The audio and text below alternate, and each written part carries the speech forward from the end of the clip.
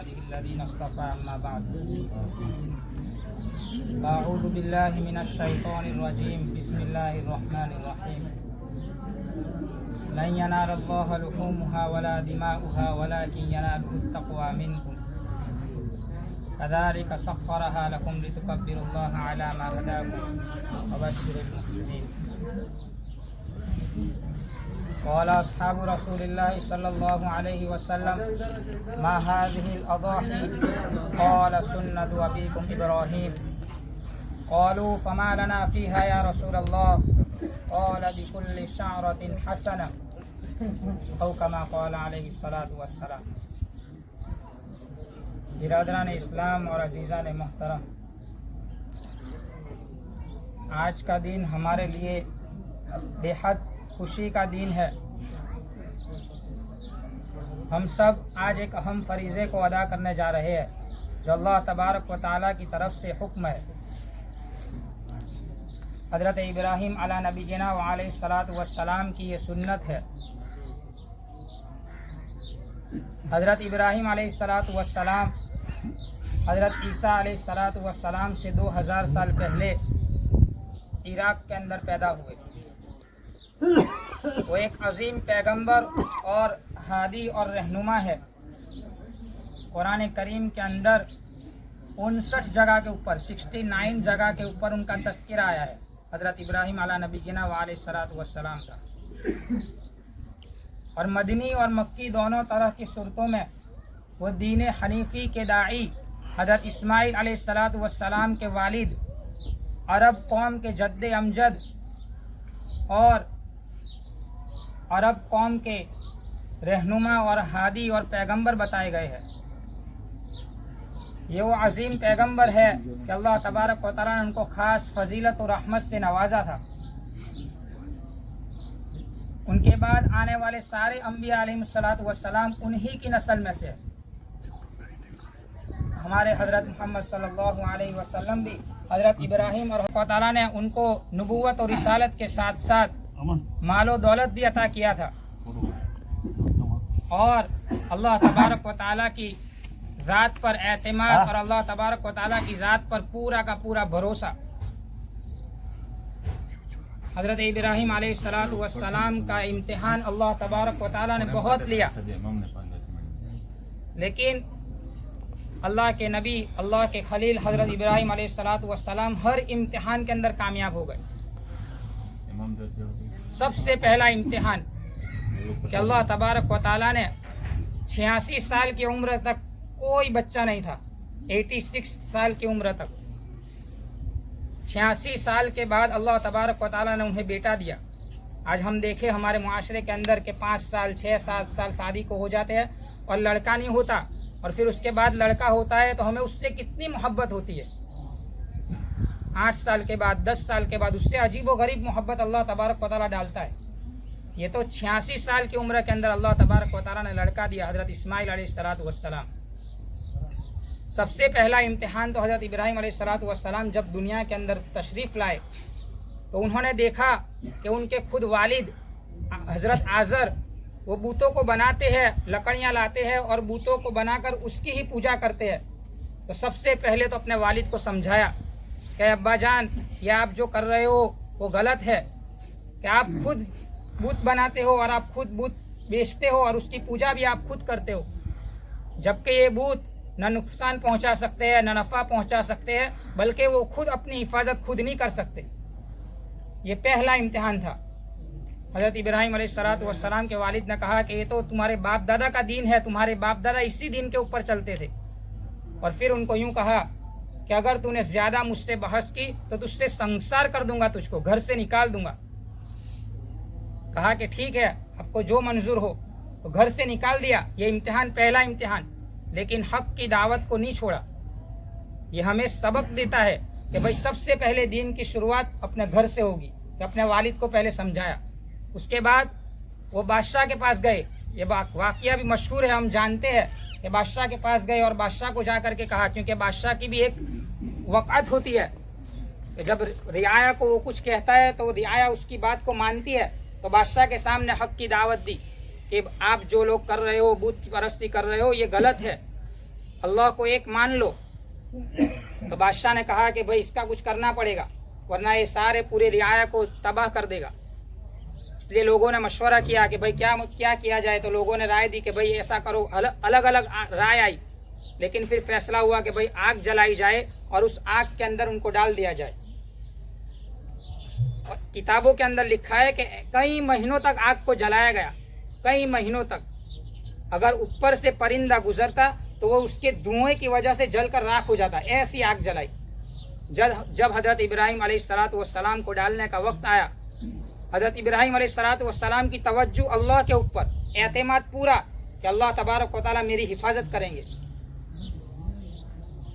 जिब्राइल अमीन आए, कुछ मदद। हजरत इब्राहिम ने कहा कि कुछ नहीं, मेरा अल्लाह काफ़ी है। बारिश के फरिश्ते मौजूद, क्या इब्राहिम आप सिर्फ हुक्म करो, हम पानी बरसा कर आग को बुझा दे। हवा के फरिश्ते मौजूद, क्या इब्राहिम आप हुक्म करो, हम आग को हवा में उड़ा दे। लेकिन हजरत इब्राहिम अलैहिस्सलाम की तवज्जो अल्लाह की ज़ात के ऊपर थी। अल्लाह तबारक व तआला ने किसी का सहारा नहीं लिया। अल्लाह तो कुन फयकुन का मालिक है। अल्लाह ने फौरन आग को हुक्म दिया। कुरान करीम के अंदर आयत नाजिल हो गई, कुलना या नारु कूनी बरदन व सलामन अला इब्राहिम। ए आग, हमने कहा ए आग तू इब्राहिम पर ठंडी और सलामती वाली बन जा। अकेली ठंडी नहीं कहा बल्कि सलामती वाली भी कहा। जब पूरी आग खत्म हो गई, राख हो गई, देखा कि हजरत इब्राहिम अलैहिस्सलाम को टच भी नहीं हुआ, फिर भी वो लोग ईमान के अंदर दाखिल नहीं हुए। ये दूसरी आजमाइश थी। और तीसरी आजमाइश, जब हजरत इब्राहिम अलैहिस्सलाम को अल्लाह तबारक व तआला ने बेटा दिया, तो अब अल्लाह ताला देखना चाहते थे कि अभी भी मुझसे मोहब्बत है या बेटे से मोहब्बत ज़्यादा है। तो अल्लाह तबारक व तआला ने इम्तिहान के तौर पर कहा कि इब्राहिम आप 100 ऊँट अल्लाह के रास्ते के अंदर ज़बह करो। तो उसको कर गुजारे, 100 ऊँट अल्लाह के रास्ते में ज़बह कर दिए। उसके बाद कहा कि इब्राहिम अब तुम्हारे बेटे को हमारे हुक्म के लिए तुम जो है कुर्बान करो। ये बहुत लंबा वाक़या, लेकिन मैं आपको मुख्तसर बता रहा हूँ। हज़रत इब्राहिम अलैहिस्सलाम 96 साल की उम्र है, इसलिए आसमान के फरिश्ते 2 दफ़ा रोए हैं। एक दफ़ा जब हज़रत इब्राहिम अलैहिस्सलाम 96 साल की उम्र है, 96 साल की उम्र, और हज़रत इस्माइल अलैहिस्सलाम की उम्र 6 साल की है, और अल्लाह के रास्ते के अंदर ज़बह करने के लिए जब ले जा रहे हैं और लेटा रहे हैं, ये सब मंजर फरिश्तों ने देखा और फरिश्तों की आंखों से आंसू आ गए। अल्लाह के हुक्म को पूरा कर रहे, अपने बेटे को कह रहे हैं, अन्नी अज़बहू का फंजुर मादा तरो, मैं देख रहा हूँ, मैंने ख्वाब देखा है कि मैं आपको ज़बह कर रहा हूँ, आपकी क्या राय है। हज़रत इस्माइल अलैहिस्सलाम 6 साल के हैं, वो जवाब दे रहे हैं, क़ाल या अबती इफ़अल मा तुअमर सतजिदुनी इंशाअल्लाहु मिनस साबिरीन। ऐ मेरा अब्बा जान, आप कर गुजरिए उस काम को जिसका अल्लाह तबारक व तआला ने आपको हुक्म दिया है, आप इंशाअल्लाह मुझे अनकरीब सब्र करने वाला पाओगे। लेटाया और हज़रत इस्माइल ने कहा कि अब्बा जान मेरी आंखों के ऊपर पट्टी बांध दो ताकि मेरी मोहब्बत आपको अल्लाह के हुक्म पूरा करने से कहीं रोक न दे। पट्टी बांधी और फिर उल्टा लेटाया, और जब जैसे ही छुरी चलाने वाले थे, अल्लाह तबारक व तआला ने फरमाया, या इब्राहिम क़द सद्दक़्ता रुया इन्ना कज़ालिका नजज़िल मुहसिनीन। ऐ इब्राहिम, तुमने ख्वाब को सच कर दिखाया, हम एहसान करने वालों को बेहतरीन बदला देते हैं। और फिर अल्लाह तबारक व तआला ने जन्नत से दुम्बा भेजा और फिर उसको लेटाया और फिर उसके ऊपर फिर कुर्बानी दी और ज़बह किया गया। तो आज हम उसी फरीज़े को अदा करने जा रहे हैं। बहुत ही अहम फरीज़ा है। तो हम जो है कि अपने तरफ से अपने ऊपर कुर्बानी वाजिब है। अभी भी अगर किसी ने जानवर नहीं लाए है तो अभी भी हमारे पास वक्त है। 12 ज़िलहिज्जा के गुरूब आफ्ताब तक हम कुर्बानी दे सकते हैं। हम अपने हाथों से कुर्बानी दे कि जब इंसान जानवर को लाता है, अपने पास रखता है, 8 दिन 10 दिन उसकी खिदमत करता है, जानवर के दिल में भी अल्लाह तबारक व तआला मोहब्बत डालता है। और उस वक्त जब हम पालते हैं और फिर उसको जब ज़बह करने का वक्त आता है और जो दिल की कैफियत होती है, वही अल्लाह तबारक व तआला के यहाँ कुर्बानी मतलूब है। तो हम इस फरीज़े को अदा करें। अब वक्त होने जा रहा है कि ईद की नमाज, सबसे पहले तो ईद की नमाज की नियत करें कि 2 रकात। अल्लाहु अकबर ला इलाहा इल्लल्लाहु अल्लाहु अकबर वलिल्लाहिल हम्द। अल्लाहु अकबर कबीरा वल्हम्दुलिल्लाहि कसीरा व सुब्हानल्लाहि बुकरतन व असीला وصلى الله تعالى على سيدنا محمد وعلى آله وصحبه وسلم تسليما كثيرا كثيرا.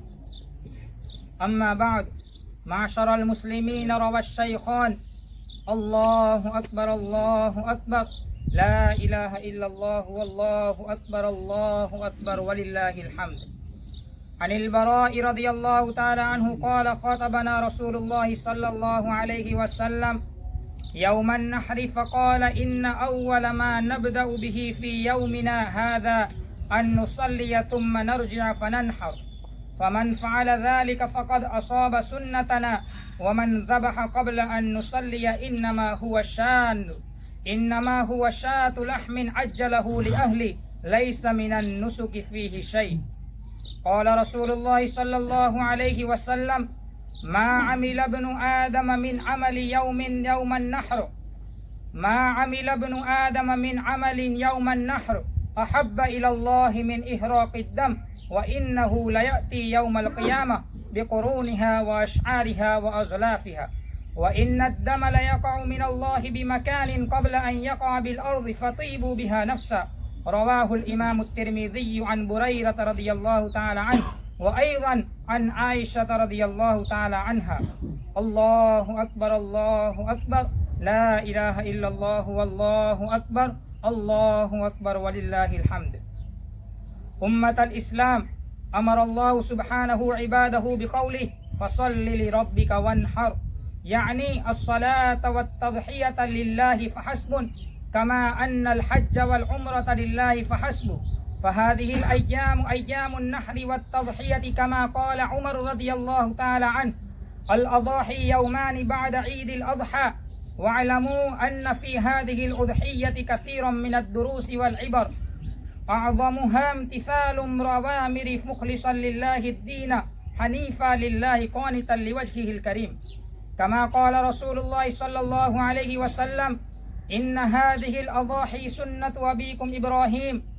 قالوا: فما لنا فيها يا رسول الله؟ قال: بكل شعرة حسنة. قالوا: فالصوف يا رسول الله؟ قال: بكل شعرة من الصوف حسنة. الله أكبر الله أكبر، لا إله إلا الله والله أكبر الله أكبر ولله الحمد. وحرض النبي المصطفى أمته على ذلك بقوله: من كان له سعة ولم يضحي فلا يقربن مصلانا. رواه ابن ماجه عن أبي هريرة رضي الله تعالى عنه. الله أكبر الله أكبر، لا إله إلا الله والله أكبر الله أكبر ولله الحمد. عباد الله، فاتبعوا سنة إبراهيم عليه السلام في ثباته على جميع ما امتحنه الله به، ففاز فيه وأفلح حتى أثنى عليه، فناداه جل وعلا: يا إبراهيم قد صدقت الرؤيا، ثم قال: إنا كذلك نجزي المحسنين. ومدحه الله سبحانه بقوله: إن إبراهيم كان أمة قانتا لله حنيفا ولم يك من المشركين شاكرا لأنعمه. وقال: إن إبراهيم لأواه حليم. وقال: إنه كان صديقا نبيا، حتى سلم الله تعالى عليه بقوله: سلام على إبراهيم. وكذا أثنى الله على نبيه إسماعيل عليه السلام في قوله: إنه كان صادق الوعد وكان رسولا نبيا، وكان يأمر أهله بالصلاة والزكاة، وكان عند ربه مرضيا. فصلوات الله وسلامه عليهم أجمعين. أقول قولي هذا واستغفر الله لي ولكم ولسائر المسلمين من كل ذنب وخطيئة فاستغفروه إنه هو الغفور الرحيم.